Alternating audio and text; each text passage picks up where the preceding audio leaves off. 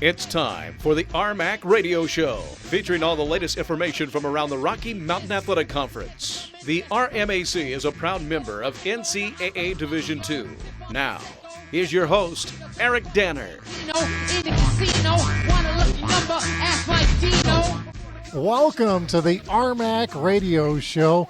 My name is Eric Danner, and big show planned for you today. We're going to talk with Clay Garcia, the quarterback from the Colorado School of Mines here in the first segment.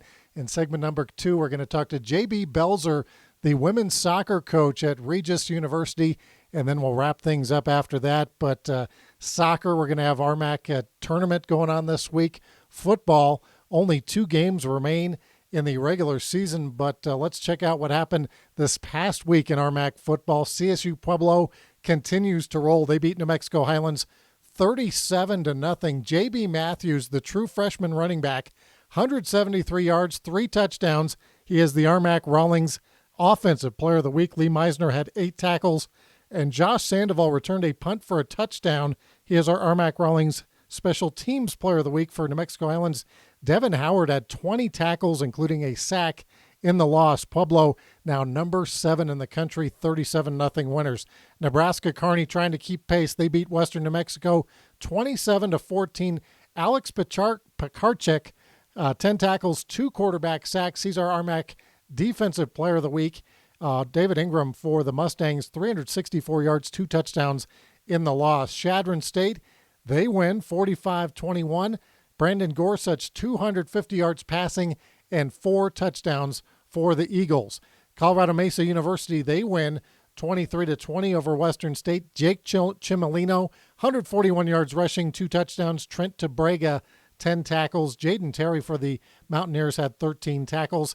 And the Colorado School of Mines, they win in Alamosa 27-16. Alex Vigil, 16 tackles. Rocco DiLorenzo for Adams State had 14 tackles and a sack and a half. And Colorado Mines just keeps plugging away, and they'll have a couple of big games coming up to close out the season. And joining us now on the RMAC hotline is the quarterback for the Orediggers. His name is Clay Garcia. Clay, how's it going today?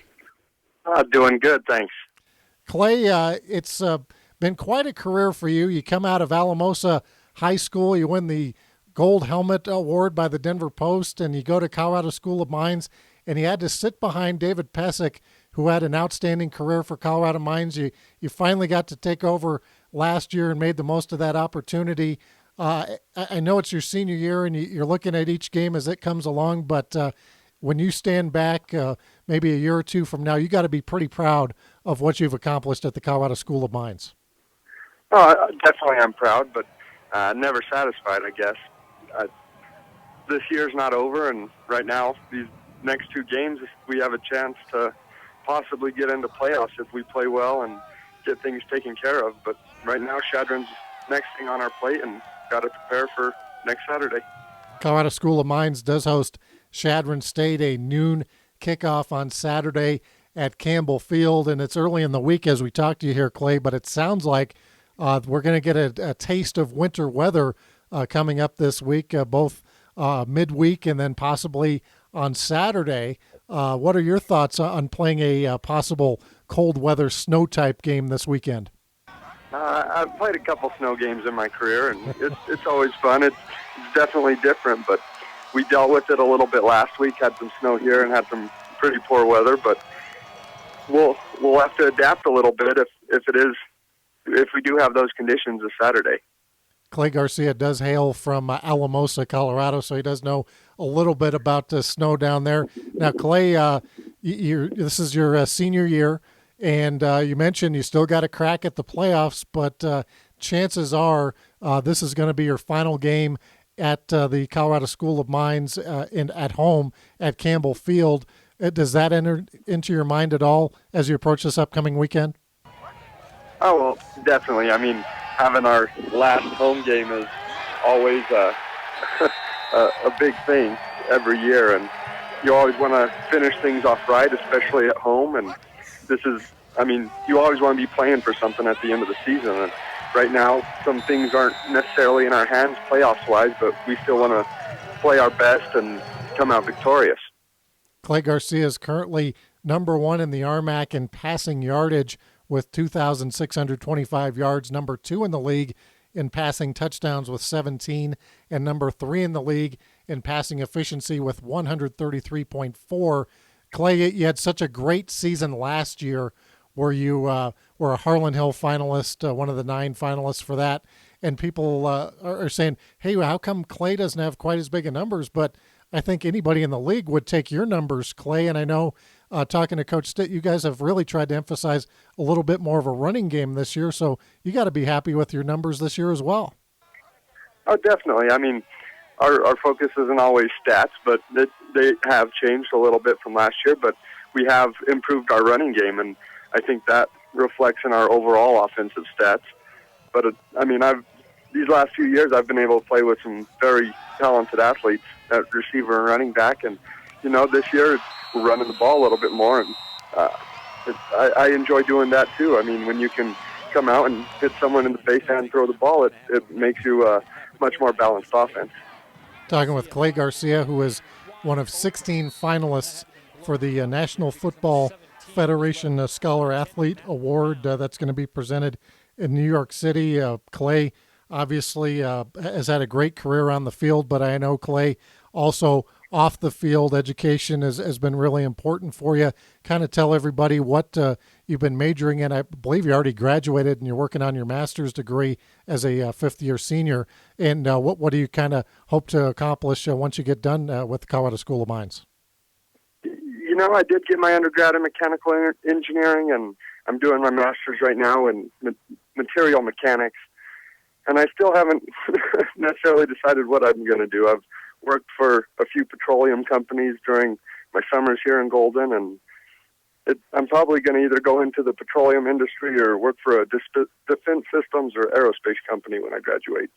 Talking with Clay Garcia, quarterback from the Colorado School of Mines, and we had Coach Stitt on earlier this year, Clay, and he talked about that there were 5 or 6 guys from last year's team who slid right into jobs making 6 figures.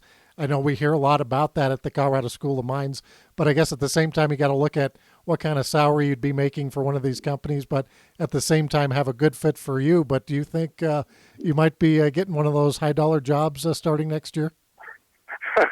I sure hope so. I mean, it depends a lot on what the economy is doing and the price of oil if I go into the oil industry, but I enjoy engineering, and it's something I like doing. It's not something I do completely for the money, but that's always nice too. So right now I'm just looking for something I'm going to enjoy doing. Well, Clay, it's been a real pleasure to chat with you, and hopefully we'll see more of you down the road. Thank you. I appreciate it. All right, that is Clay Garcia, quarterback from the Colorado School of Mines, and Coach Bob Stitt said last year, before he'd ever even started a game for them, he was the most competitive player that he's ever coached. So that tells you about some of the character about Clay Garcia, and just talking to him, you can tell he's going to go on to do bigger and better things from the Colorado School of Mines. And for more on what's happening this weekend in RMAC football, let's head over to Chris Polton at the RMAC Sports Desk. Thanks, Eric. Only 2 more weeks of conference play left, and for 2 RMAC teams, winning out means a first-round bye in the tournament and hosting the second round at their respective campuses. CSU Pueblo, sitting at number 1 in the region, will have yet another test at home in what some would consider a trap game. The Mountaineers, just 1-8 on the year, will visit the Thunder Bowl this weekend. Game time is set for 2 p.m. in Pueblo, Colorado. Nebraska Kearney is the other school looking for that first-round bye, and they will have a similar scenario as CSUP. The Lopers will be making their way to Durango this weekend to do battle with the Fort Lewis Skyhawks that, if not taken seriously, can put up points in a hurry. Kickoff is at noon at Ray Dennison Field. Colorado Mines, back in the top 25, again will play host against a resurgent Chadron State team that hung 45 points last weekend against FLC. Head coach Brad Smith is now 2-0 since coming back to the sidelines and will be looking to make it 3-0 against the balanced attack of the Orediggers. Game time is at noon at Campbell Field in Golden, Colorado. Western New Mexico will host upstate rival New Mexico Highlands this weekend. Both teams were off to fast starts in RMAC and have since fizzled out, but will look to finish conference play strong. Game time is at noon in Silver City. The last game on the docket will be Colorado Mesa hosting Adams State. The Mavericks will be in search for their third conference win, as the Grizzlies will be looking to get back to 500 in RMAC play. Game time is at 1 p.m. at Stoker Stadium. I'm Chris Polton, and that has been your RMAC Football Update. Thank you, Chris. When we come back, we're going to talk RMAC soccer with Regis women's coach J.B. Belzer. You're listening to the RMAC Radio Show.